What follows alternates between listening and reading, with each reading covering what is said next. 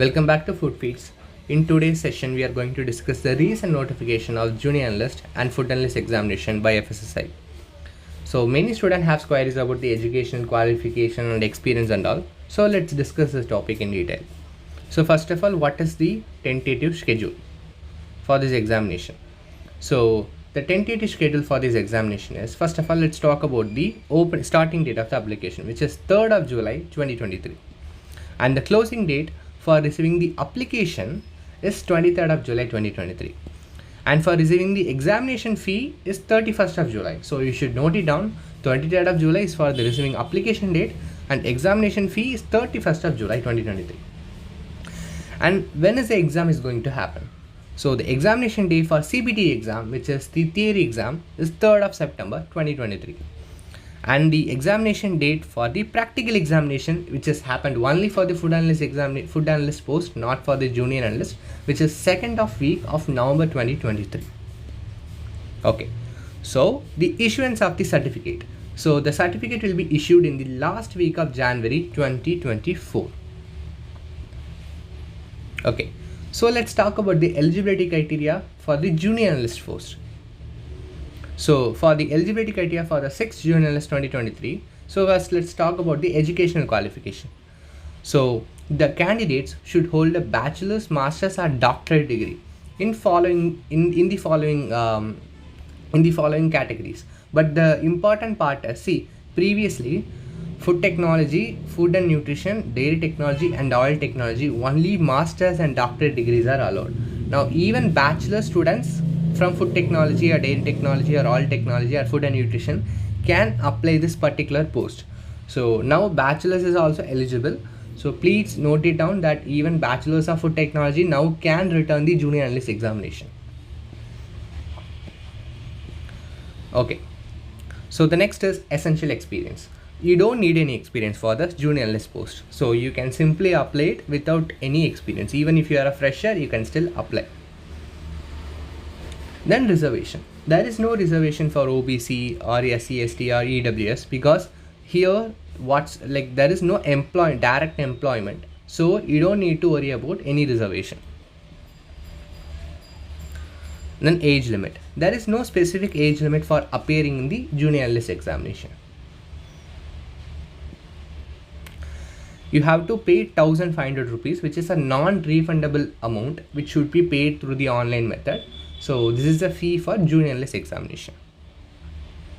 Okay, so now let's talk about the eligibility criteria for 9th food analyst examination. So the educational qualification, which is same as the previously we have seen for junior analyst, right, which is the same one. So the educational qualification, a bachelor's, master's or doctorate degree in any of the following field can apply. Essential experience. See, we need 3 years or more experience for the post of food analyst examination, and you have to gain the experience in ISO 17025 accredited food testing lab after attaining the minimum educational qualification. Once you get the minimum education qualification, which is shown before, then after that 3 years of experience will be considered as an essential experience for food analyst post.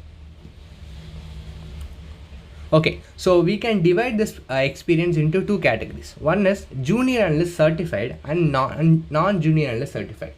So if you are a person who has already written junior analyst examination and if you are certified, then you have an opportunity which is given in only one time. That is, you can directly go and write the practical examination without the theory examination, which is given only one time in the lifetime. So remember that point. So the next person is non-experienced without certified.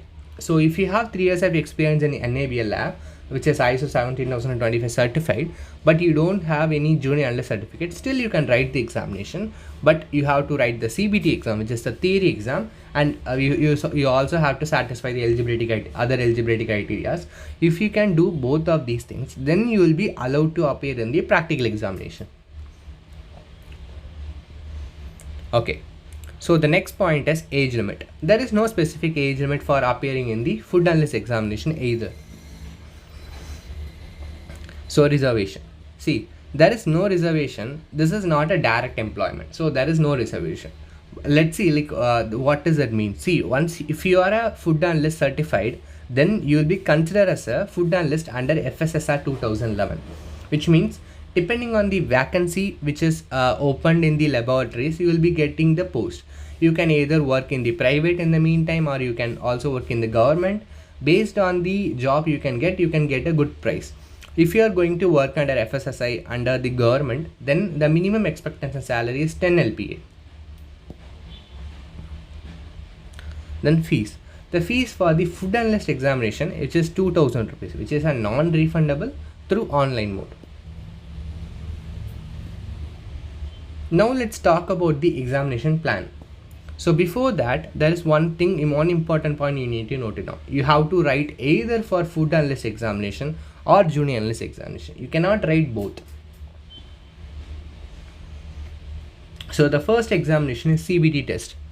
So the CBT test consists of 3 years of duration, and it's a single session, and there are 200 questions will be given, and all of the questions are considered as a multiple choice question.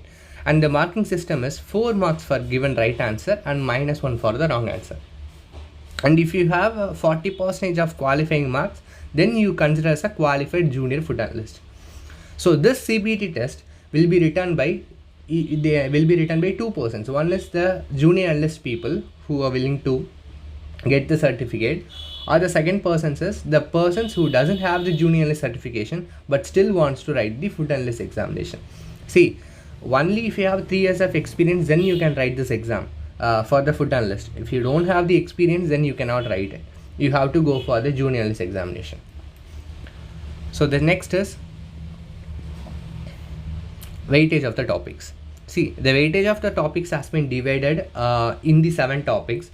The topic 1, 5, 6 and 7 is considered to be the major weightage, which carries the 80% of topic. So 1, 5, 6 and 7 is the most important topic. Then following by the chapter topic 2, which is the planning, organization, setting up a food laboratory. Then topic 3 and 4, which is the principles of food preservation, processing, packaging, and then human nutrition.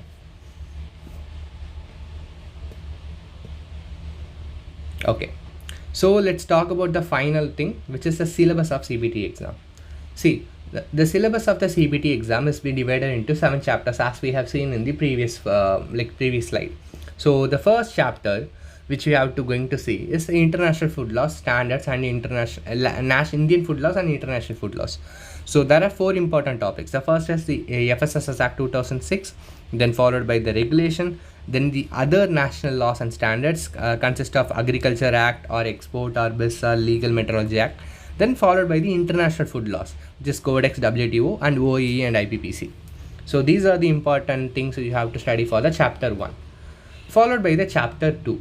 So in chapter 2, you are going to study 3 things. One is setting up a laboratory, then accreditation body like NABL, APLC and IALC, and also ISO 17025, along with the laboratory safety. So this is a really important topic which carries the 10% of weightage, but still this 10% is a crucial thing for you to clear. The video for the chapter 2 has been already posted in the Food Feeds channel, so you can feel free to go and watch the video. So let's move on to the chapter 3.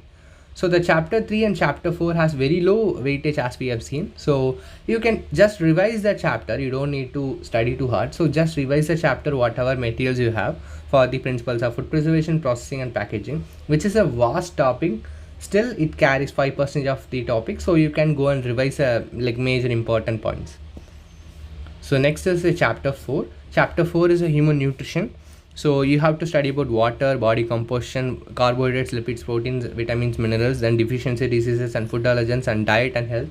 So here we have to study carbohydrate, lipid, proteins and all, but in the terms of human nutrition, which means we are going to study about the metabolism and catabolism of the specific vitamins and minerals and nutritions.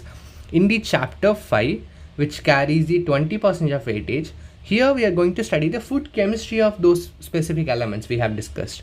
Okay, so that's why it is different from the chapter 4 and 5. Human nutrition and food chemistry is different. So you need to understand about these two. So chapter 6. So the chapter 6 is the food microbiology. So it has been divided into 7 different topics. So food microbiology, sources of food microbiology, and then microbial growth characteristics, thermal restriction of microorganisms, microbial food spoilage and foodborne diseases, methods of microbial examination, and then HACCP and FSMS. So this has been divided into these 7 topics. So the important topic is the 4th topic and the 7th topic, and all other topics are still important, but like the focus will be majorly given to 4, 6 and 7 topic. Okay, so let's move on to the last chapter, which is the chapter 7.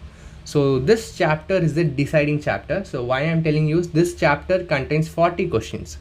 Okay, so this considers a deciding chapter because if you didn't study this chapter properly, then there is a chance that you cannot get clear. So at least you need to study this properly. Okay, so how to study the chapter? There are 15 topics in the chapter. Okay, so you can pick the like easiest topic for you, and you can clearly study the topic. And there are some topics which you cannot skip. I'll let you know that also.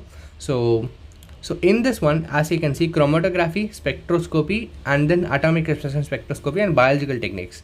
These are some of the important topics you have to study, because the questions will be definitely come from those topics, and you need to be clear with these topics.